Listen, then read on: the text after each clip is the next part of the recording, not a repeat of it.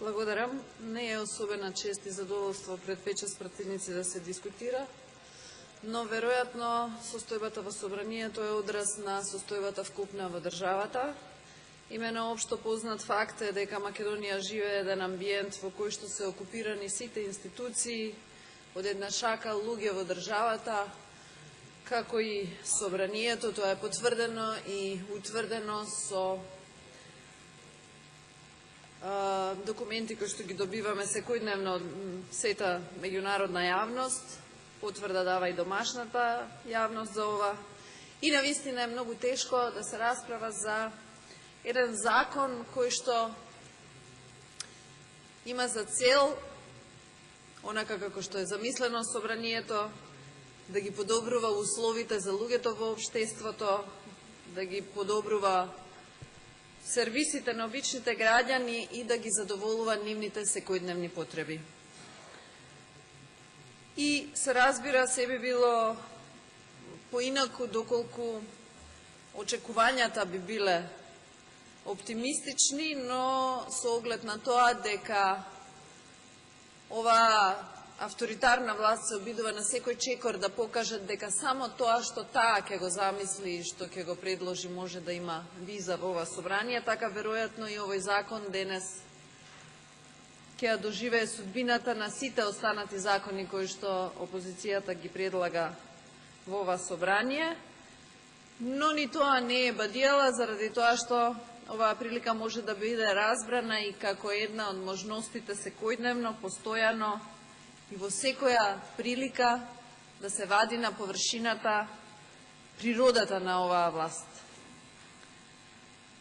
Накусо би сакала збор два и за самиот закон. Имено, ова е закон кој што има за цел да изврши изменување и дополнување на Законот за безбедност на сообраќајот на патиштата и се однесува за една група на граѓани кои се на возраст над 67 години, 65 години, и има за цел да ги помести границите за користење на возила, односно полесно луѓето во оваа возраст да доаѓаат до можноста да се уште да го продолжат практично векот на својата возачка дозвола. Основната цел поради која што се предлага ова изменување и дополнување е потребата, значи, да се зголеми горната старосна граница за редовно продолжување на возачката дозвола и во сосем мала мера да се измени начинот на здравствена контрола при продолжувањето на надминувањето на оваа старосна граница. Во Законот за безбедност на сообраќајот на патиштата е предвидено досега возачката дозвола да се продолжува на секои 10 години до навршени 65 години. Понатаму, оваа возачка дозвола се продолжува за 1 до 3 години по извршен лекарски преглед, но кој го плаќа самиот возач. Овдека е место да се спомене дека овие одредби од законот се стари повеќе децении и дека денес воопшто не соодветствуваат со реалната ситуација и модерните законски одредби кои што ја уредуваат оваа област во Европската Унија и Советот и Европскиот Совет. Значи, постои директива која што директно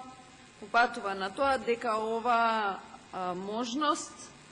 е продолжена во Европската Унија, а понатаму ќе споменам во која насока се овие измени кои што би сакале во оваа прилика да ги доведеме во состојба кога ќе бидат соодветни со европската регулатива. Во изминатиот период, како аргумент вреди да се напомене дека е навистина продолжен и животниот и работниот век на луѓето. Денес тенденциите се работниот век да биде ограничен, односно продолжен дури до 67 години возраст, што е ситуација, односно тенденција и во нашето општество. а исто така би требало да се земат предвид и новите услови или технолошки достигнувања во сообраќајот.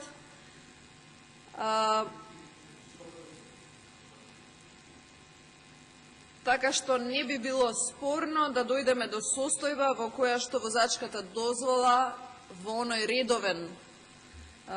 ритам би се продолжувала до 70 години, а не до 65, како што е тоа случајот сега. Понатаму, мислењето за здравствената способност за возач на лица над горната старосна граница, значи, повторувам, мислењето да го дава матичниот лекар, специјалист, кој што ќе се согласиме дека е оној лекар кој што практично има најголем увид во сите здравствени проблеми на поединецот.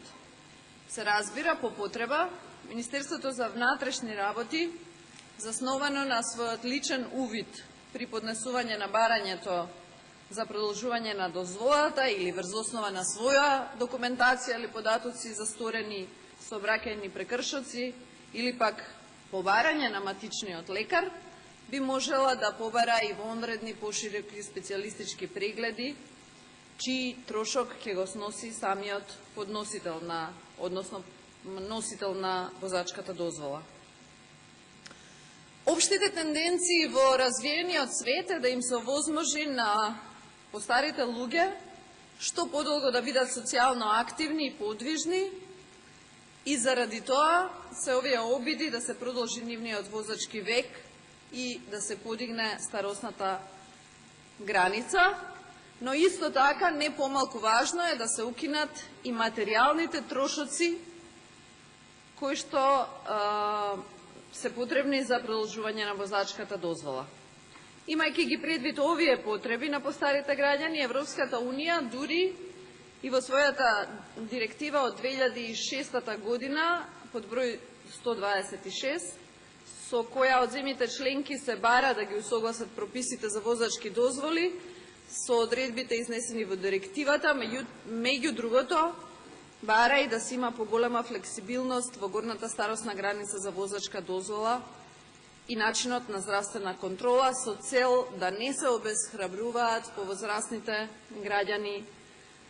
во врска со продолжување на нивниот возачки век. Овој проект, односно проектот на Европската Унија, кој што е финансиран уште од 2006 година за безбедност на патиштата во услови на старење на населението, е завршен 2013 година. Како што напоменав, предмет беше постарата возрастна група на возачи и за аргумент повеќе, ако некого воопшто овде го интересираат аргументи, е тоа дека е констатирано дека ова е токму група која што прави многу помалку сообраќајни прекршоци процентуално од некои други возрастни групи. Исто така, овие анализи и овие истражувања констатираат дека воколку на постарите лица им се ускрати можноста за користење на автомобили, поинаквото нивно учество во сообраќајот како пешаци или корисници на друг вид транспорт, како што се велосипеди или мопеди,